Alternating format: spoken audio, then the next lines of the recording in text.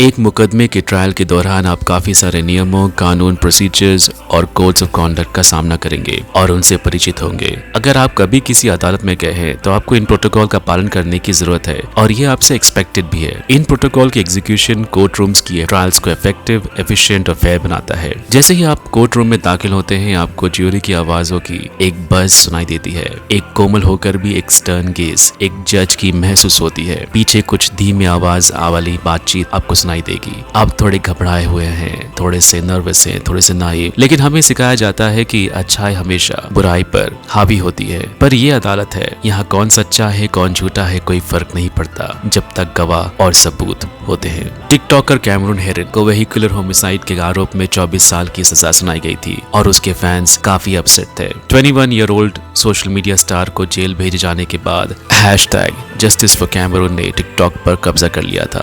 13 circuit court के Twitter, Instagram और Facebook पेजों पर ये हैशटैग वायरल होने लगी। उन सभी ने महसूस किया कि Cameron was too cute and good looking to be a killer. और वाकई में ये सच था। कैमरून सच में बेगुनाह हो सकता है और काफी लोगों ने बेगुनाही का साथ देना चाहा। आगे क्या होता है ये आपको बेशक जानने की जरूरत है और इस छोटी सी कहानी की अंतिम कड़ी का राज मैं आपको वीडियो में आगे बताऊंगा। फिलहाल let me introduce you to the great ace attorney chronicles.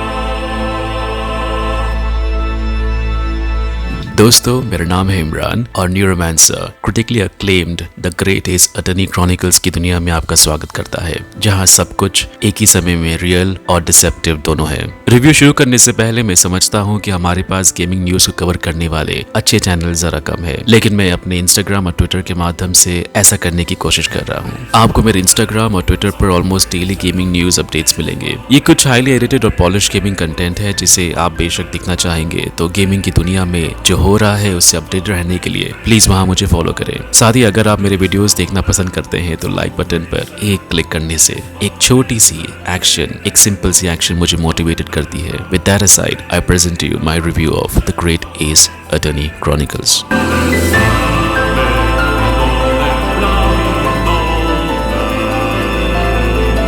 Game Japan में सेट है और वेस्टर्न वर्ल्ड की विक्टोरियन पीरियड को डिपिक्ट करता है। ये वो समय था जब जापान ने वेस्टर्न डॉक्ट्रिन जैसे साइंस, कानून और कला को अपनाना शुरू किया था। आप रायनुस्के नोरुहोडो की भूमिका निभाते हैं। रायनुस्के सीरीज की मेन प्रोटैगनिस्ट फीनिक्स राइट का एंसेस्टर है। रायनुस्के को अपने जापानी university teacher doctor John H Wilson की हत्या के ट्रायल में रखा जाता है। सारे सबूत उसके ही तरफ इशारा करते हैं। He is placed at a very tight spot, जहां बिना किसी एक्सपीरियंस के उसे अपनी केस को खुद ही डिफेंड करना पड़ता है। उसे उसकी करीबी दोस्त काजुमा असोगी द्वारा मदद मिलती है। मामला तब और बिगड़ जाता है जब अदालत पर जापानी सरकार द्वारा जल्दी कोई कंक्लूजन पर आने का दबाव होता है। What follows is a narrative that can be worthy of a mini HBO और Netflix anime series। मैं ज्यादा डिटेल्स नहीं देना चाहता और नहीं दे सकता क्योंकि मैं कहानी की स्पॉइलर सेक्शन में गुजरना नहीं चाहता। But trust me, the story is that damn good।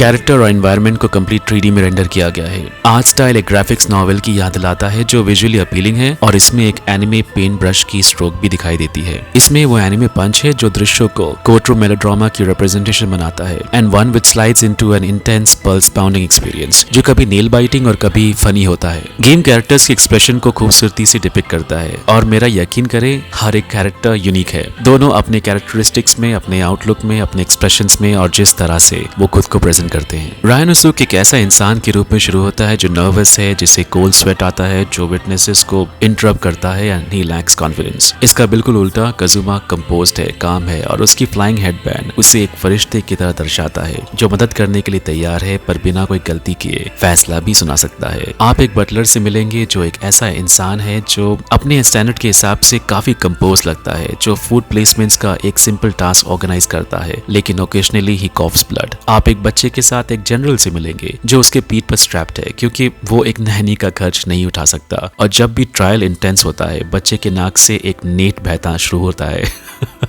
जिसे वो अंदर लेने की कोशिश करता है। ये छोटे छोटे डिटेल्स हैं जो दिखाते हैं कि कैरेक्टर्स के और गेम की ओवरऑल एस्थेटिक्स में कितना प्यार और देखभाल डाला गया है।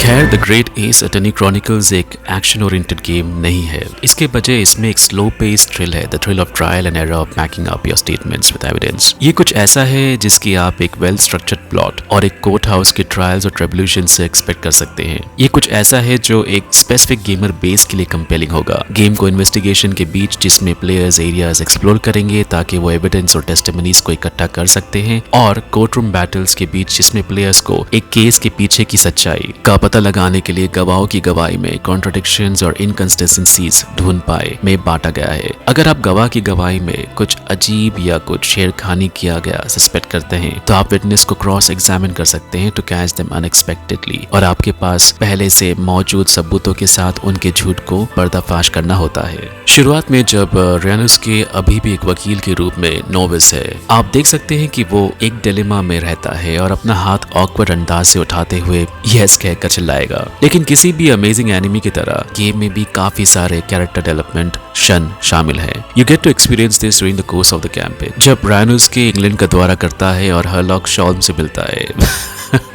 Definitely inspired by Sherlock Holmes. England में कोर्टरूम ट्रायल में ज्वेरी भी शामिल है। इसके लिए आपको जज के साथ ज्वेरी को भी कन्विंस करने की जरूरत है अपनी पॉइंट साबित करने के लिए। So there is always an element of evolution in the game play as the story progresses.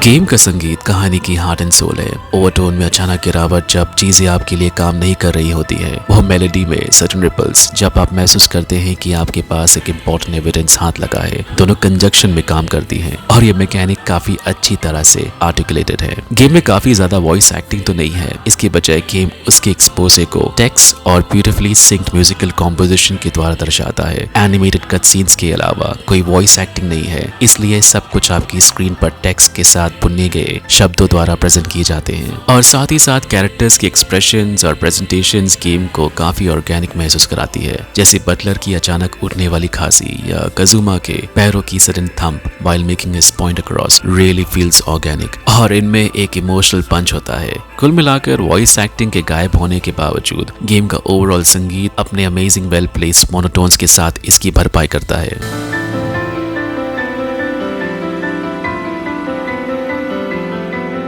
जैसे कि पहले मेंशन किया गया है, गेम को एक स्पेसिफिक टाइप के गेमर को ध्यान में रखकर बनाया गया है। यहाँ काफी ज्यादा एक्शन नहीं है और कुछ लंबे समय के लिए आपके पास बातचीत में आगे बढ़ने के लिए एक बटन क्लिक करने के अलावा कुछ नहीं बचता है। इसके अलावा एक दिलचस्प मुद्दा यह है कि अगर आप आगे बढ़ने के लिए किसी स्पेसिफिक एक्शन को समझने और एग्जीक्यूट करने में असफल रहते हैं तो आपको पूरे सेगमेंट को फिर से देखना होगा और इंस्ट्रक्शन के अगले भाग पर क्लिक करना होगा। चूंकि वॉइस एक्टिंग और डायरेक्ट डिलीवरी कम है, इसलिए आपके पास स्क्रीन से टेक्स्ट रीडिंग करने के अलावा ज्यादा कुछ नहीं बचता है। ये उन गेमर्स के लिए अपीलिंग नहीं होगा जो real time engaging cut scenes या इंटरैक्टिव मूव सेट्स देखना चाहते हैं।